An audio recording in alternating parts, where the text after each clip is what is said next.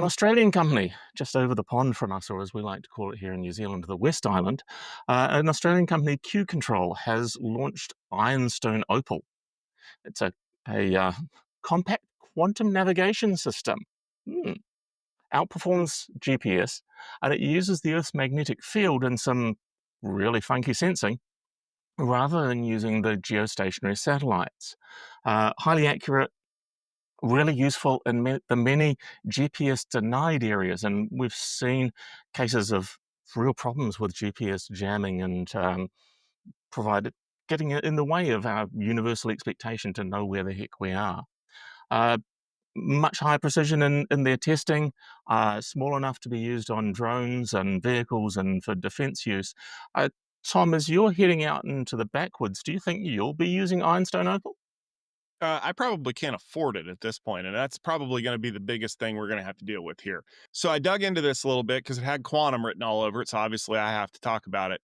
Here's the thing: Q Control took a quantum magnetometer, and that's the little cassette thing. It's probably about yay big. I don't know what this is in science units. It's this big, and what it does is it detects subtle variations in the Earth's magnetic fields at specific points all around the globe. So essentially what it's saying is that if you drop one of these magnetometers anywhere on the planet, it can read the magnetic field and tell you where you are.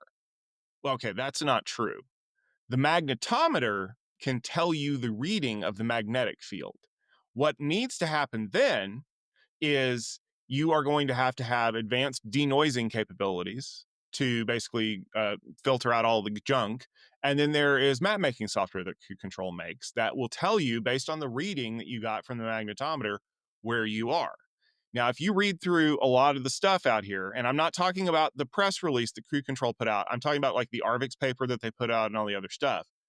They are not at this time saying that this is a replacement for GPS. It is a backup for GPS. And the key thing that is valuable to them is that it is a passive system. So everybody, I hope at this point knows that GPS works by you walking outside with a GPS receiver, and if you can get in a lock on 3 to 4 satellites, then you know where you're at. Or more appropriately, your sensor knows roughly where you're at based on the time delay that you get going to the satellites. That's great, but you can jam satellites, and we've seen that is becoming a bigger deal now because you've got, the U.S. has one set of GPS satellites. Europe uses, I believe, Magellan, which is a different set. They interoperate a little bit, and then you have Russia uses its own set of GPS satellites. And a fun fact: the reason why we have public access to GPS is because of the 1983 Korean Airlines Flight 7 disaster.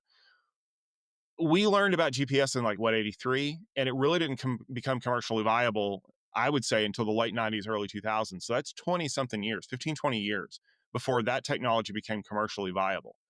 We are just learning about this quantum GPS technology. Don't get me wrong, it is absolutely cool, but the cost is probably going to be off the charts right now. So here's what I expect is going to happen, because there's already reports that Lockheed Martin is working with Q Control as a supplier to provide this as an assistance for devices and things that are operating in GPS jammed areas.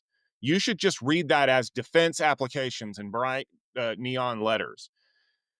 These are going to go inside of Humvees. These are going to go inside of jets, and these are going to go inside of things that jets shoot at Humvees, missiles, bombs, whatever, because that's important for precision work. We might see something like this maybe 2 or 3 revisions down the pipe. So don't chuck out your GPS receiver yet. I'm not going to strap one of these quantum magnetometers to my back while I'm out on a run. Just know that they're working on advancing this technology and making it jam proof, making it cloud proof, making it indoor proof. But remember that just like any good science experiment, being able to buy this at Best Buy is probably still a decade or two away.